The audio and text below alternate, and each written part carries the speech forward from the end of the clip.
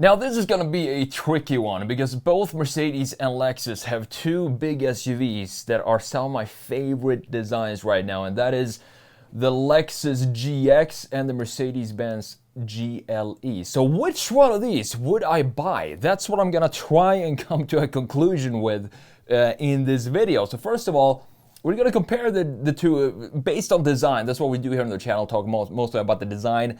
We're going to compare it from our front, side, rear, and also the interiors of these two SUVs.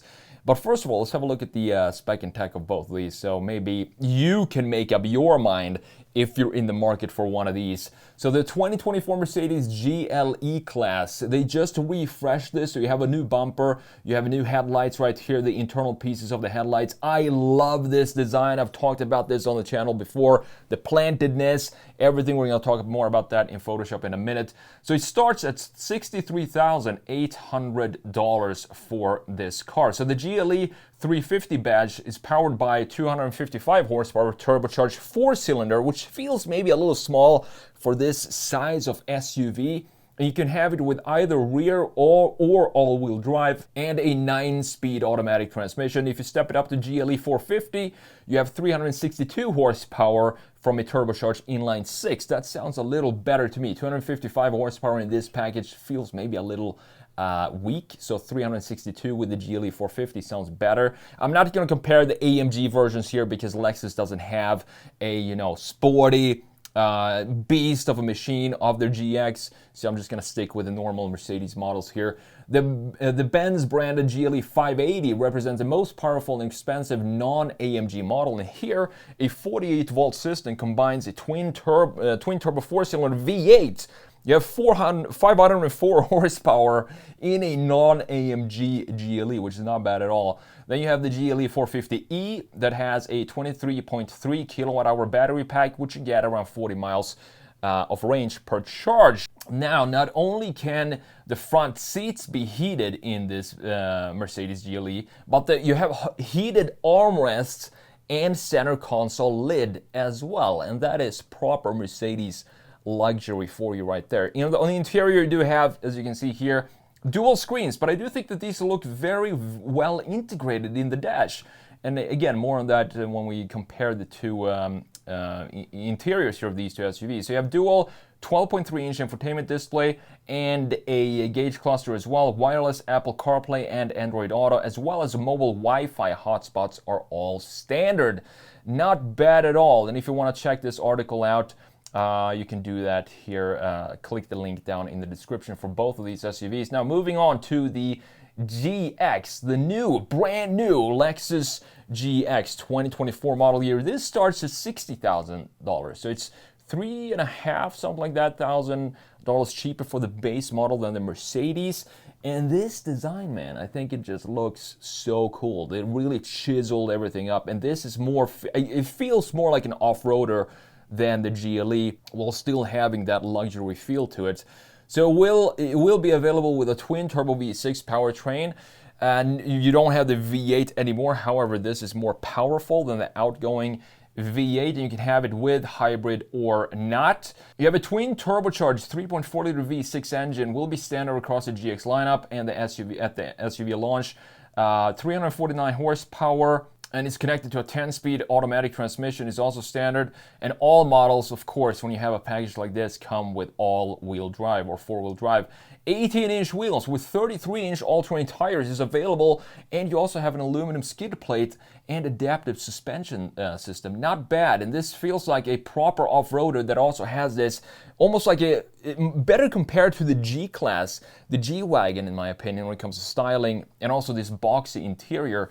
It offers 3 rows of seats with space for up to 7. You have a cool storage bin, a head-up display, and a digital key fob, all available as optional extras. On the interior, instead of a 12.3-inch infotainment screen, you now have a 14-inch infotainment screen, which I don't know if I prefer, because I think 12.3 in that area, it starts to get a little too big when you go above that size. So 14-inch looks good in this case because it is a very squarish interior, so it kind of suits it. And you also have a 12.3-inch digital gauge cluster. And again, check out this full article. Click down below in the description. I'm going to link both of these cars down there. With that said, let's jump in to Photoshop. Let's talk about these two cars. So, two completely different philosophies when it comes to design of these two cars. You can see that the Lexus up here, which I've made a separate video on here on the channel. You can go and check that out. But I love what they did here because they made it feel super chiseled, but at the same time, it's very Lexus because we still have this Lexus grille in the front end with this corner now sticking inwards like this and meeting this point right where the headlight or the daytime run lights start. You still have the headlight up here looking beautiful, right here where you want it, and you have one single line that is the starting point for all the graphics moving downwards. And I think this overall graphics that we have here with these lines and this section at the bottom, it looks very industrial and almost militaristic style for this Lexus in combination with this very modernized graphics.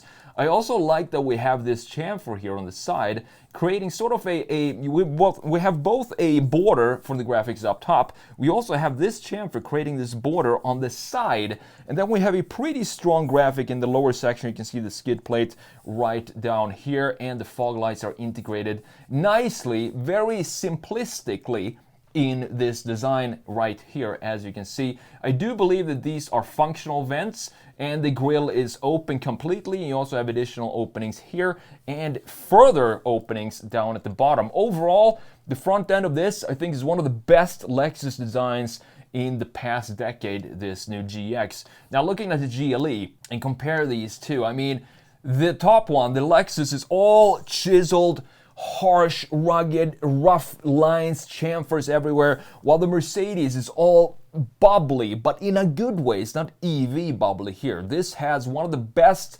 plantedness. I'm going to show you in the rear view just the differences between the two. It's going to blow your mind when you see these two from a straight rear view later on. And we also have these muscle lines that is typical Mercedes, introduced with the SLK back in 1997, I believe. Still in Mercedes models today. What's new here for 2024 is this headlight right here.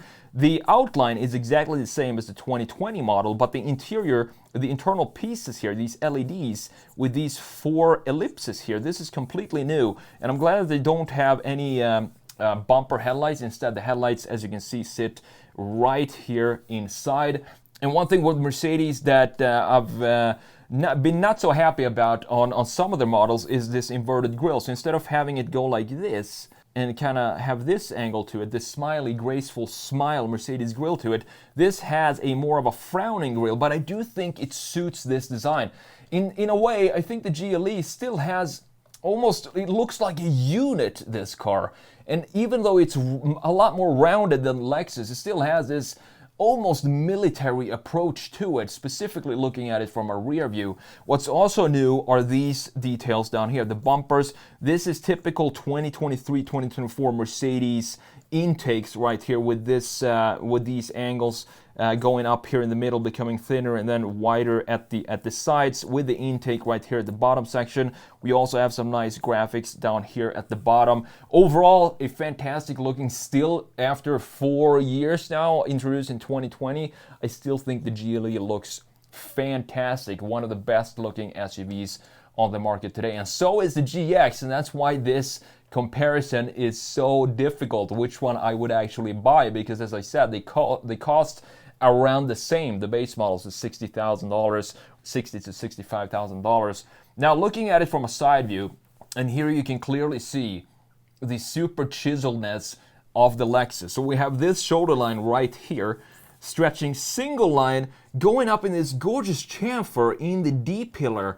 It houses the greenhouse. I also love that we have a two-tone here, so the roof, as you can see, is grayed out, and I think that adds to this design. Having it be the same color, it's going to still look good, but in this case, we reduce the volumes of this, the height of this SUV, because we have the same treatment in the lower section. So we have a big black plastic piece sticking out right here in the lower section and also going around the wheel arches, as you can see down here, into the bumper, all straight, one straight line. And I do love this, the horizontal and vertical lines that we have in this car, because it adds to the big brother feel, and the GX is the big brother of Lexus. What I don't like is this integration of the rear end graphics, this little chamfer that goes around it. It looks a little strange to me, like this piece right here is kind of sticking out from the rest of the bodywork, giving birth to something in the back. That's kind of what it looks like here. But I do like that we have a little bit of styling in the greenhouse section with this upswing right here, creating a thinner glass piece for the third row in this case, making it feel a little more cozy back there in the back. Here you have the off-road wheels and tires, and I do love that they put the proper off-road tires here. You can see the rugged pattern of these tires, and this is exactly the setup that I would pick for my Lexus GS, probably in this color too, this desert sand color. It just suits the overall vibe of this car. And have a look at the straightness of the hood going into one single chamfer down vertically down into the bumper, looking absolutely fantastic, this design. This is one of these cars that I can't wait to see out in the streets, because I think it's going to look so good. I hope someone is going to put even more aggressive wheels, off-road wheels and tires onto this package to complete that off-road look on this car. Now, looking at the Mercedes, again, having a look at these two, comparing these philosophies, all bubbly and curvatures all over this. For example, the roofline dips down right here, again, feeling more like a proper luxury SUV and less of an off-road SUV. I don't think this would look good with off-road tires, because it just wouldn't suit the otherwise styling of the cars that you have all around this. You also have this typical Mercedes line right here at the bottom going in. Unfortunately, doesn't connect with anything here in the rear bumper. I wish we had some sort of little line here to connect with this line in the side. It doesn't even connect to anything in the front end, but we still have it intact, as we do in a lot of other Mercedeses. Another detail that Mercedes does really well, first of all, the shoulder line is very straight and clean. And then we have this piece. So if you look at GLEs, I've always wondered what this cut in the body is up here. So next time you see a GLE, have a look at this section. They all have this cut in the metal itself. Let me remove the line so you can see exactly what I'm talking about. I think this has to do something with the manufacturing method. So if you have a corner like this and a single piece of metal like we have in the rear here, it's gonna create this type of line. But it's something, when you see it, it's very hard to unsee. And it's a weird looking little crease that shouldn't be there on the Mercedes. But other than that, again, proper styling, proper plantedness of this design. I do love the wheels here. Mercedes, as I've said so many times before, one of the brands that makes the best looking wheels coming out of the factory is definitely going to be Mercedes in this case. We also have a little bit of black plastic to reduce some of the volumes, but instead of having plastic cladding around the wheel arches here, you see that they're body painted here, again adding to that more luxury feel than off-road feel. Now, this is the this is the single reason why I love the GLE. I mean, just have a look at this rear end and compare it to the Lexus. The Lexus look like a ballerina here, very thin, but still, if you just look at this by itself, it has a properly planted look, but it just cannot compare to the sumo stance that we have in the Mercedes. I mean, just have a look at how beefy this feels. This feels like a bodybuilder slash sumo wrestler just squatting down, planting this car onto the road. Every single time I see one of these Mercedeses from behind it at a red light or something like that, and I look at this ratio between how thin the roof is up here going into the shoulders and then going into the fenders, it goes in a straight line like this, creating this beautiful, almost old school BMW look, like the BMW X5, the 4.8. The old school X5s also had this similar, very planted look to it like we have here, and I absolutely love what Mercedes did, just emphasizing this width to the extremes, and it turned out so cool. And then we have the rear end graphics also. The taillights adds to this more militaristic look. I'm not sure why. I think it just has to do with the entire car just looking like a unit to me. And then you have the dual exhaust down here at the bottom, and the AMG is going to have the quad exhaust looking something like this, making this feel even more aggressive. The Lexus still looks good. This looks a lot better than if we look at it from a side view, and it doesn't look like it's giving birth to something when you look at it from a straight rear view. I also do like the light bar that we have here, even though every single new car, like 80% of new cars, still have a light bar to this day. Moving back 5 years, it still has it in the 2024 model, but I do think it suits Lexus to have it, and they also had light bars in their cars for a while now. The IS, for example, the new one also has one, and I think it looks good. It suits the brand overall, but we have a much more industrial look for the GX, which I also love. These are two, as I said, two completely different design philosophies, but in their own right, they are two of my favorite designs when it comes to big SUVs. Now, I think it all comes down to the interiors here. Which one I would pick of these two. You can clearly see that the exterior design definitely follows and comes back in the interior of both of these two cars. I do kind of like the Mercedes dual 12.3-inch gauge cluster right here, cutting off right here, and then you have the 12.3-inch infotainment screen, because it doesn't look like just an iPad stuck on the dash here. We do have some line flow in this going in, and it feels like it's housed in a pretty nice way with these vents, and then you have this chamfer going around it. I also kind of like this steering wheel. I do wish we had the more AMG-like steering wheel, so I'm not sure you can get a GLE non-AMG with the AMG steering wheel. You can probably get the AMG package, and then we'll give you this AMG steering wheel that I prefer a lot better than this one that we have right here. Other than that, very classy looking interior for the Mercedes down here with some wood trim, and you can see that this is the big brother because there is a lot of horizontal lines everywhere in this interior, and that's exactly what you want to have in a big brother SUV. Thankfully, look down here, and we still have this stack of buttons for the climate control settings, exactly what I want to see. Even if it is a brand new 2024 model, I still want to have physical buttons and not everything be integrated in the infotainment screen. Now, looking at the Lexus up here, and you can clearly see that this is a lot more static than the Mercedes. And honestly, in this case, I prefer the Lexus interior over the Mercedes for one single reason, and I think you know what that is. Just look at how deep in this cave you have this gauge cluster. It sits almost in the engine bay. That's how deep in this sits. And we also have some physical knobs and buttons for the climate control settings. We are lacking the stack that we have on the Mercedes down here for the climate control buttons. But in this case, I think that is fine because, as you can see, the software itself has a static bar at the lower section, which is always going to be there for the key controls that you're always going to use regularly. And in addition to this dial for the most important thing, which is the temperature on the interior. And I also think, even though this is 14-inch, as I said, I think this looks, since we have this militaristic industrial style, it's a lot easier to integrate a bigger screen like this when everything looks so static. So you see we have this line going right here and then cutting right into the center console down in the middle, and everything has very straight horizontal lines to it. You have some buttons for the lockers, looks like a rear and maybe a center lock right here. You have the gear selector in the middle, looking pretty standard, and this looks like some additional physical buttons, drive mode select in the middle. And the steering wheel looks pretty standard as well. You can see that we do have still, this is a GX, the big brother SUV,